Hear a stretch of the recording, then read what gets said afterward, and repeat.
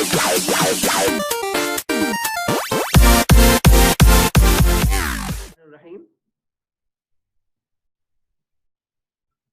इल्लल मुस्तज़अफ़ीना मिनर Rijal one निसाए वल विल्दान ला यस्ततीऊना हीलतन वला यहतदूना सबीला उलाइका सल्लल्लाहु अन याफू अन्हुम व कानल्लाहु अफूवन गफूरा। ये सूरह निसा की आयत है जिसका तर्जमा है, हाँ जो मर्द, औरतें और बच्चे वाकई बेबस हैं और निकलने का कोई रास्ता और जरिया नहीं पाते, बईद नहीं कि अल्लाह उन्हें माफ कर देगा। अल्लाह बड़ा माफ करने वाला और दरगुजर फरमाने वाला है। तो ये एक सूरह निसा की एक आयत थी जो कि बेबस लोगों के बारे में है कि अगर कोई ऐसा होगा तो अल्लाह ताला उनका ख्याल रखने वाला है और उन्हें माफ करने वाला है। जी, ओडी प्रोसेस की तरफ हम आगे बढ़ रहे हैं। तो ओडी प्रोसेस जो है के अंदर 3 मेन जो है हमारे एरियाज हैं या स्टेप्स हैं। उसमें सबसे पहला स्टेप जो है दैट इज डायग्नोसिस, और नंबर 2 जो है वो हमारे पास है इंटरवेंशंस, एंड नंबर 3 जो है वो है प्रोग्राम मैनेजमेंट। तो these are the 3 phases or 3 steps in OD process: the diagnosis, interventions, and program management.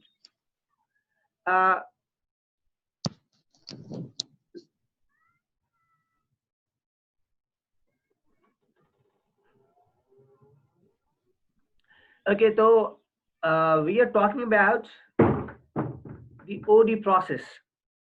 I am repeating again, the OD process has 3 phases.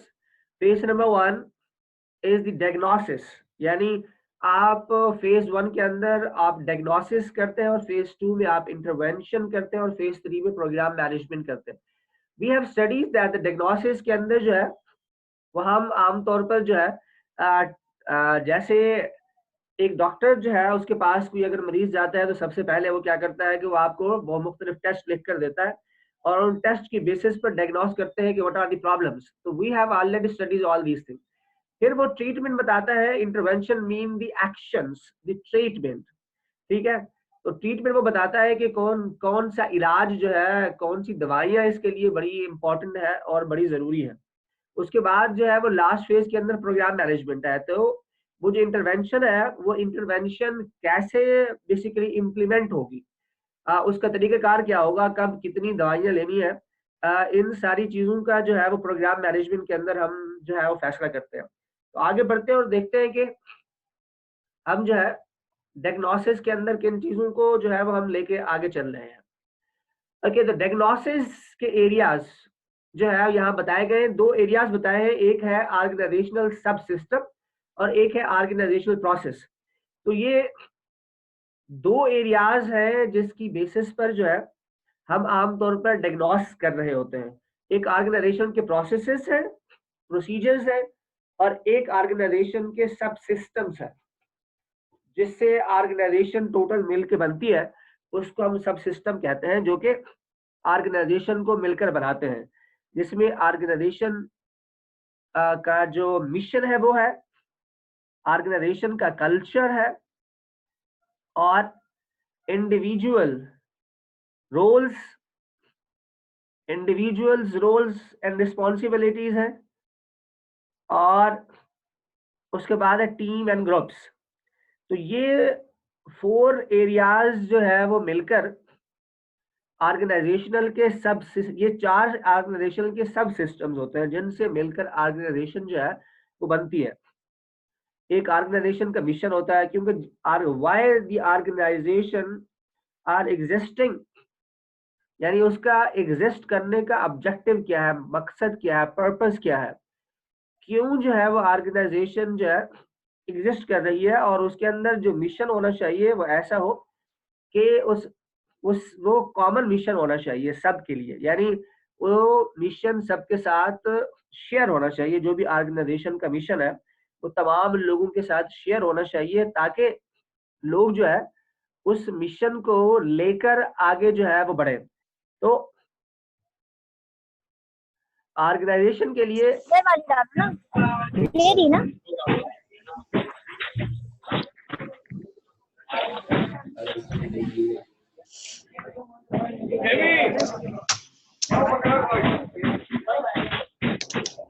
ये क्या हो रहा है भाई? ये किसने ये क्या हुआ ये?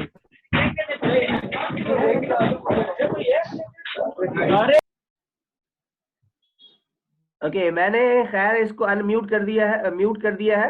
लेकिन ये कौन है इतना जो है वो बैंड बजा रहा है? किसकी घर से आवाज आ रही है इतना ज्यादा, जो कि माइक ऑन करके चला गया है?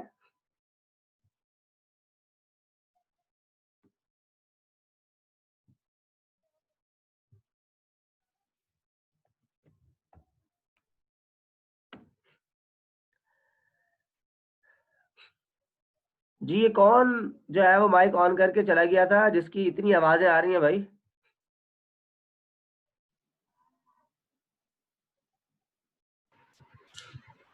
जवेरिया, ये कौन है?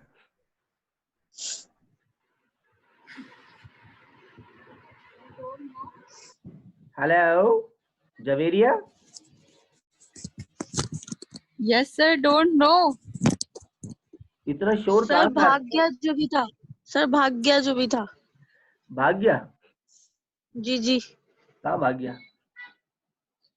ओके, चले, कोई बात नहीं। तो मैंने वैसे तो म्यूट किया हुआ था, लेकिन ये बिल्कुल ही इसकी बहुत ही शोर की आवाज आ रही थी। चले, मैं दोबारा म्यूट कर देता हूँ। आप लोगों को मेरी आवाज आ रही है ना? Yes sir. चले, तो ऐसा तो नहीं है कि मुझे छोड़कर मैं बोलने जा रहा हूँ और आप लोग गायब हो गए? नहीं सर, हम सुन रहे हैं आपको। आप लोग सुन रहे हैं? ओके, तो मैं दोबारा म्यूट कर देता हूँ। जी जी।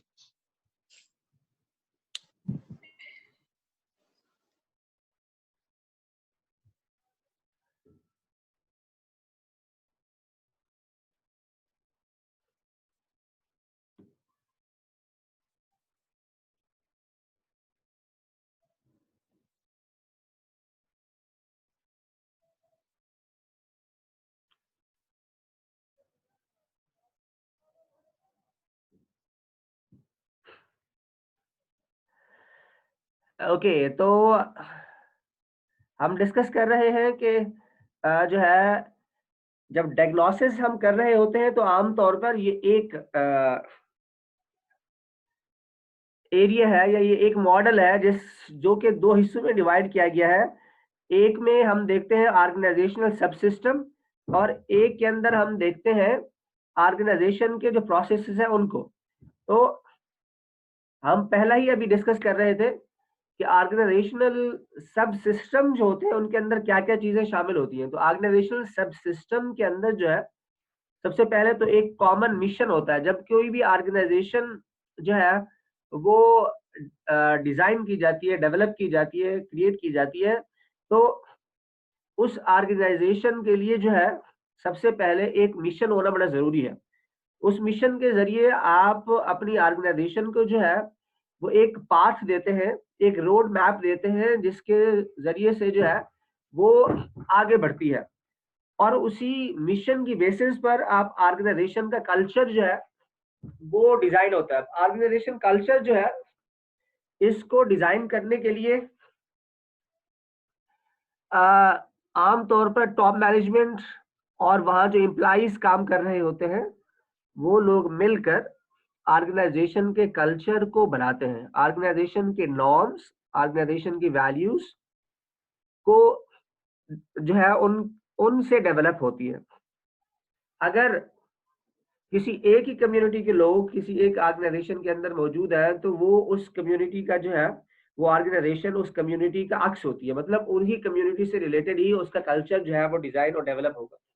अगर डाइवर्सिफाइड लोग हैं, मुख्तलिफ कल्चर से लोग आए हुए हैं, जैसे मुख्तलिफ कंट्री से लोग आए हुए हैं, मुख्तलिफ रीजन से लोग आए हुए हैं, ये मुख्तलिफ कम्युनिटी से लोग आपके ऑर्गेनाइजेशन के अंदर है, तो वहाँ का जो कल्चर होगा वो टोटली डिफरेंट होगा। तो ये ऑर्गेनाइजेशन के सब सिस्टम का पार्ट है कि उसका जो ऑर्गेनाइजेशन का जो कल्चर है वो क्या है और किस तरह है। इसके अंदर थर्ड जो है, वहाँ जो लोग काम कर रहे हैं, इंडिविजुअल्स जो है वहाँ पर, और वो जो है उनकी डाइवर्सिटी क्या है, उनकी स्किल्स क्या है, उनका स्किल सेट क्या है, उनकी कैपेबिलिटीज, उनकी कॉम्पिटेंसी क्या है, और उनके रोल्स क्या है, वो वहां पर क्या करते हैं, इस चीज के ऊपर जो है वो आपने मतलब इस सब सिस्टम के अंदर जब डायग्नोस कर रहे होते हैं तो आप इंडिविजुअल्स को देखते हैं कि कितने लोग वहां काम कर रहे हैं, किस किस जो है वो रीजन से, किस किस कम्युनिटी से लोग वहां पर काम कर रहे हैं, और उनके रोल्स क्या है, वो वहां करते क्या है, क्या काम जो है वहां पर वो कर रहे हैं। ये जो है डायग्नोसिस के अंदर इस चीज को जानना बड़ा जरूरी है। उसके बाद फोर्थ नंबर पर जो है वो है टीम्स एंड ग्रुप्स। जो टीम्स है और ग्रुप्स हैं, इन दोनों में बड़ा डिफरेंस है। जो टीम्स होती है वो आमतौर पर किसी एक स्पेसिफिक ऑब्जेक्टिव के लिए सब लोग मिलकर जो है वो काम कर रहे होते हैं, और उससे ऑर्गेनाइजेशन को आमतौर पर बेनिफिट होता है, और ये सब लोग मिलकर ऑर्गेनाइजेशन के बेनिफिट के लिए काम करते हैं। जो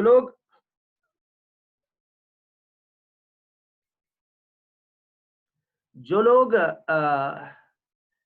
अपने ग्रुप्स यानी इंडिविजुअल के ऑब्जेक्टिव को लेकर आगे बढ़ रहे होते हैं, वो अपने कुछ ग्रुप्स बनाते हैं और इंडिविजुअल ऑब्जेक्टिव को अचीव करने के लिए जो है वो ग्रुप्स काम करते हैं। आमतौर पर जो ग्रुप्स होते हैं वो ऑर्गेनाइजेशन के लिए काम नहीं कर रहे होते हैं।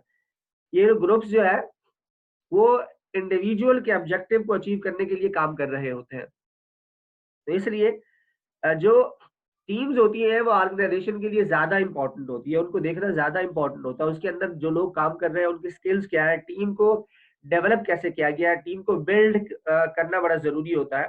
तो उन चीजों के ऊपर जो है वो काम करना जरूरी। ग्रुप्स जो है उनको मैनेज करना होता है। जो ग्रुप्स होते हैं वो आमतौर पर कंपनी जो होती है या ऑर्गेनाइजेशन होती है उसके लिए बाज दफा प्रॉब्लम क्रिएट जो है वो कर रहे होते हैं। इसलिए आपने देखना है कि आपकी ऑर्गेनाइजेशन के अंदर जो है वो ग्रुप्स काम कर रहे हैं या वहां पे टीम्स काम कर रही है।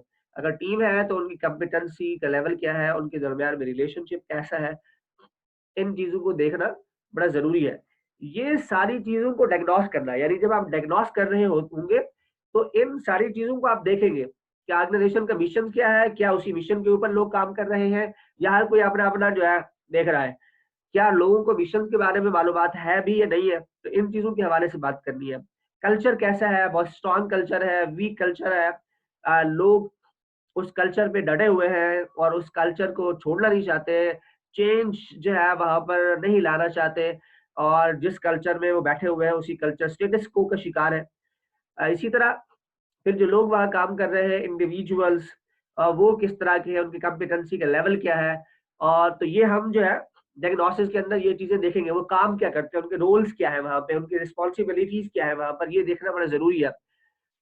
और फिर टीम्स और ग्रुप्स जो वहाँ काम कर रहे होते हैं उनको जो है वो हम देखते हैं। तो मैं आप लोगों के माइक अनम्यूट कर रहा हूँ, आप वन बाय वन जो है अगर चाहे तो सवाल पूछ सकते हैं या मैसेजेस के अंदर लिख सकते हैं, इसी स्लाइड को सामने रखकर।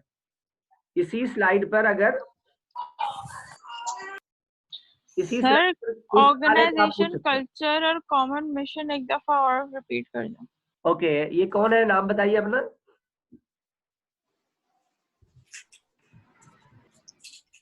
किसका सवाल था ये?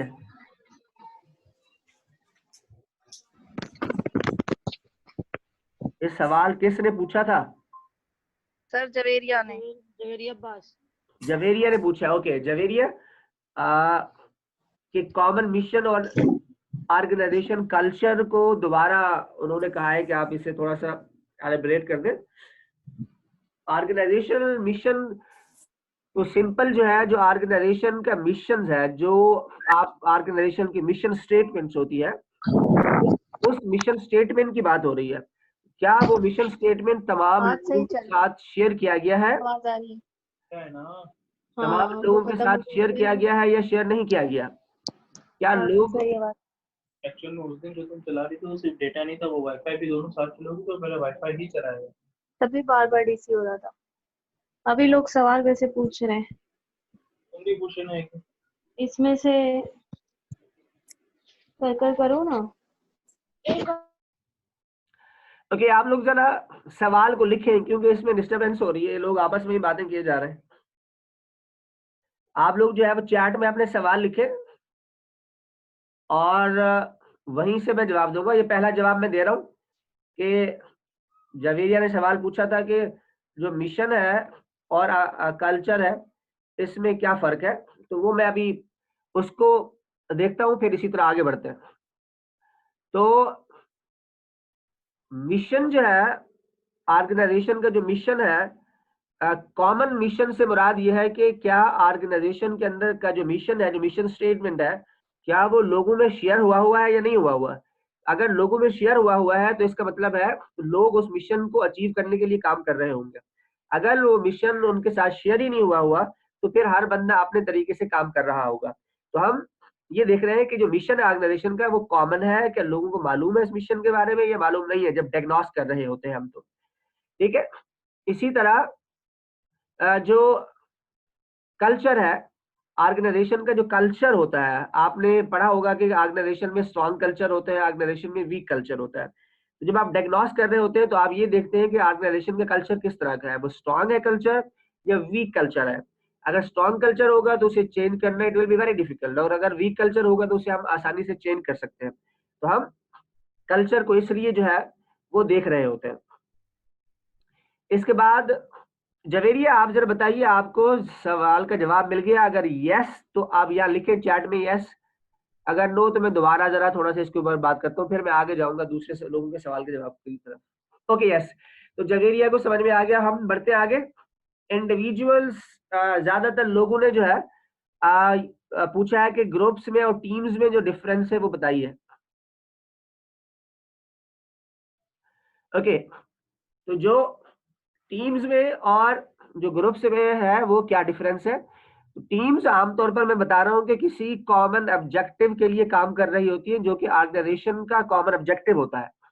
फॉर एग्जांपल, ऑर्गेनाइजेशन ने कोई एक प्रोजेक्ट जो है डिजाइन किया है, और प्रोजेक्ट ये है कि जो यूनिवर्सिटीज का आईटी डिपार्टमेंट है या जो किसी भी कंपनी का आईटी डिपार्टमेंट है, वो जो है इस कोरोना के पीरियड के अंदर आईटी की फुल सपोर्ट जो है वो ऑर्गेनाइजेशन को प्रोवाइड करेगा, क्योंकि पूरी ऑर्गेनाइजेशन अब इस वक्त आईटी की सपोर्ट के ऊपर चल रही है। अगर आईटी प्रॉपर सपोर्ट नहीं करेगा उसको तो वो नहीं करेगी। अब उस टीम के अंदर कौन कौन लोग शामिल होंगे, ये हम जो है डिसाइड करेंगे कि कौन कौन से लोग जो है उसके अंदर शामिल जो है वो है। तो वो जो टीम होगी जो काम कर रही होगी वो ऑर्गेनाइजेशन के ऑब्जेक्टिव के लिए काम करती है वो टीम।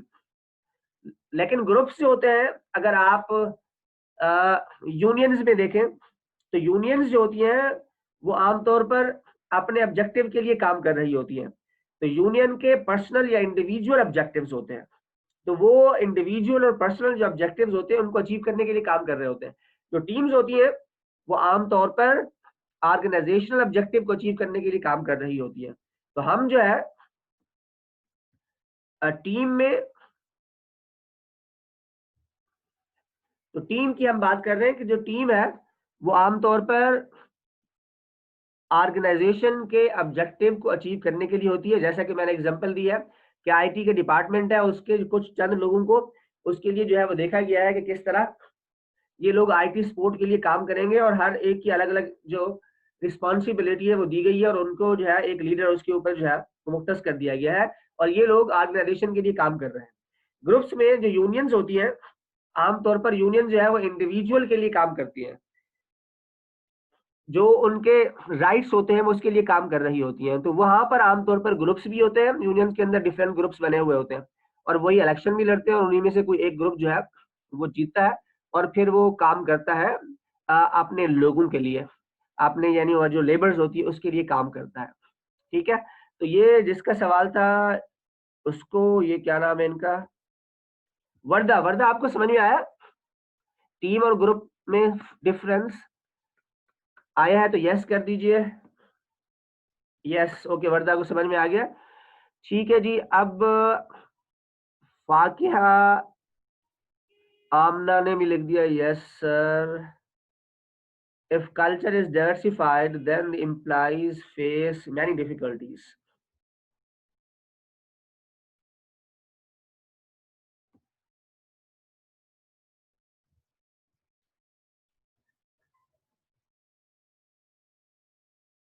ओके, ये सवाल है फाकिया का कि जब कल्चर जो है वो डाइवर्सिफाइड होता है तो ऐसी सूरत हाल में जो है हम किस तरह जो है इस इश्यू को रिसॉल्व करते हैं। तो हम जब कल्चर देखिए, एक जो है वो लोग जो होते हैं वो डिफरेंट कल्चर से आते हैं, वो होना एक अलग बात है, लेकिन उस तरह ऑर्गेनाइजेशन के अंदर जो कल्चर है वो भी डाइवर्सिफाइड क्रिएट करना इज वेरी इंपॉर्टेंट। ठीक है, जब डाइवर्सिफाइड कल्चर क्रिएट कर दिया जाता है तो फिर तो कोई मसला नहीं होता है, आमतौर पर फिर हर एक बंदे को अकोमोडेट कर दिया जाता है उसके कल्चर के लिहाज से। लेकिन होता यह है कि लोग तो डाइवर्सिफिकेशन से आ रहे होते हैं, मुख्तलिफ रीजन के, मुख्तलिफ इलाकों के, लेकिन आपकी ऑर्गेनाइजेशन जो है वो सिर्फ और सिर्फ किसी एक ही रीजन को लेकर अपने कल्चर को जो है वो डिजाइन कर किया हुआ होता है, जिसकी वजह से आपकी ऑर्गेनाइजेशन का जो कल्चर होता है वो डाइवर्सिफाइड नीड जो होती है उसको टैकल नहीं कर पाता। इसलिए जो ऑर्गेनाइजेशन होती है उस चैलेंज से निपटने के लिए कि जब आपके पास डाइवर्सिफाइड लोग होते हैं तो आप अपने ऑर्गेनाइजेशन के कल्चर को भी ऐसा मिक्स एंड मैच करते हैं कि तमाम डाइवर्सिफाइड कल्चर के जो लोग हैं उनको टैकल किया जा सके। तो ऑर्गेनाइजेशन को भी चाहिए कि उसके अंदर जो पॉलिसीज, जो प्रोसीजर्स, जो पिकनिक, ये सारी चीजें बनाए, उससे जो है वो लेकर इसको आगे जो है तमाम लोगों के को टैकल करने के लिए ही पॉलिसी बनाई जाए। कल्चर के अंदर जो है, कल्चर जो है ऐसा होना चाहिए जिसके अंदर सब लोग अकोमोडेट हो। महरीन हिरानी का सवाल है, sir if culture is weak so it is easy to,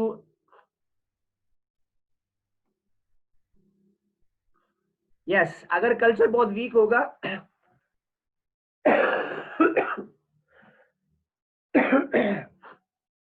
अगर कल्चर वीक होगा तो डेफिनेटली हमें बड़ा आसान होगा उसको चेंज करना, और कल्चर बहुत स्ट्रांग होगा तो हमें उसे इंटरव्यू करना और उसे चेंज करना, it will be very difficult for the organization और ओडी प्रोफेशनल्स।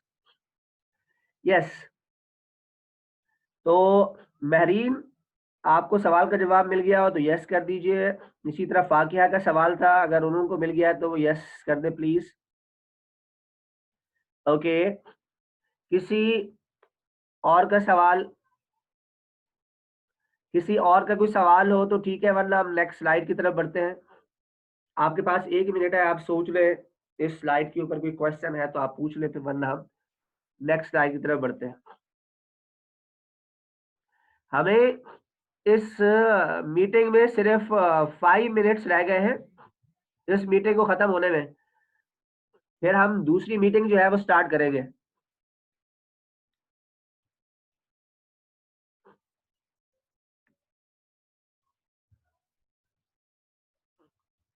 ओके, तो ये ऑर्गेनाइजेशनल डायग्नोसिस के अंदर जो है अब सेकंड स्लाइड है जो कि ऑर्गेनाइजेशनल प्रोसेसेस के ऊपर जो है वो बताई गई है। अच्छा, हमारे पास सिर्फ 5 मिनट्स रह गए हैं, ये जो हमारी मीटिंग है इसका जो टाइम है सिर्फ 5 मिनट्स बाकी है, फिर हम जो है दोबारा क्रिएट करना पड़ेगा हमें जो है दूसरी मीटिंग, फिर आप दोबारा, मैं आपको शेयर करूंगा आपके साथ जो उसके कोड आईडी है, और फिर आप दोबारा ज्वाइन करेंगे उसको, ठीक है। इस दौरान हम जो है जो जो हमारा ब्रेक होगा छोटा सा, ये ब्रेक नहीं होगा, वैसे ही हम इसको जो है वो दोबारा वो हम करेंगे, तो ब्रेक के बगैर ही हम क्लास चला के हम 5:15 बजे अपनी क्लास को एंड कर देंगे। जी बिल्कुल, तानिया जरूर लिंक शेयर करेंगे, उसके बगैर कैसे होगा।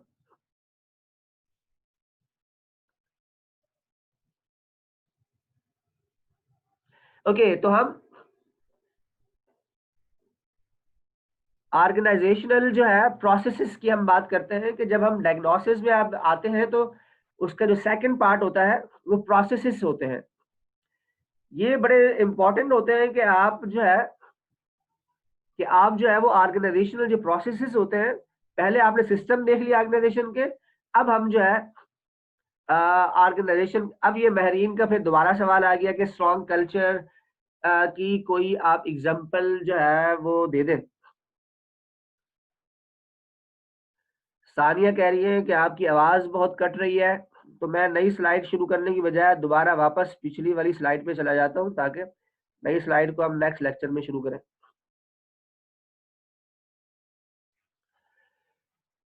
नई स्लाइड को मैं नेक्स्ट लेक्चर में शुरू करूंगा। ओके, तो सवाल की तरफ आते हैं कि अगर कल्चर जो है वो स्ट्रॉन्ग कल्चर की कोई एग्जांपल जो है वो दे दें। ये कहा गया है मुझे कि स्ट्रॉन्ग कल्चर की कोई एग्जांपल जो है वो बता दीजिए। ओके, स्ट्रॉन्ग कल्चर की जो है एग्जांपल आपके पास पब्लिक सेक्टर ऑर्गेनाइजेशंस हैं। आप जाएं जरा पीआईए में, उसको चेंज करके दिखाया मुझे। आप जरा जाइए जो रेलवे है उसके अंदर, आप उसको चेंज करके दिखाइए। या जो पाकिस्तान के पूरे सिस्टम्स बने हुए ऑलरेडी, यहाँ पर स्ट्रॉन्ग कल्चर्स है, इसको चेंज करना it will be very difficult. ठीक है, जो प्राइवेट ऑर्गेनाइजेशंस होती है आमतौर पर उसके अंदर जो कल्चर होते हैं वो बहुत ज्यादा स्ट्रॉन्ग नहीं होते, इसलिए उसे चेंज करना भी जरा आसान हो जाता है। ठीक है महरीन, समझ में आया आपको? एग्जाम्पल आपको मिल गई? Okay good. तो बस तो 1-2 मिनट रह गए हैं और आप इसी के ऊपर कोई सवाल है तो वो आप पूछ लें। आवाज सानिया कह रही है कि आपकी आवाज बहुत कट रही है। सानिया, अभी आपको आवाज आ रही है ठीक? सानिया सईद, आपको आवाज ठीक आ रही है? सानिया सईद को आवाज नहीं आ रही मेरा ख्याल है। सानिया, आप हैं हमारे साथ? जरा चैट में लिखें अगर आपको आवाज आ रही है तो।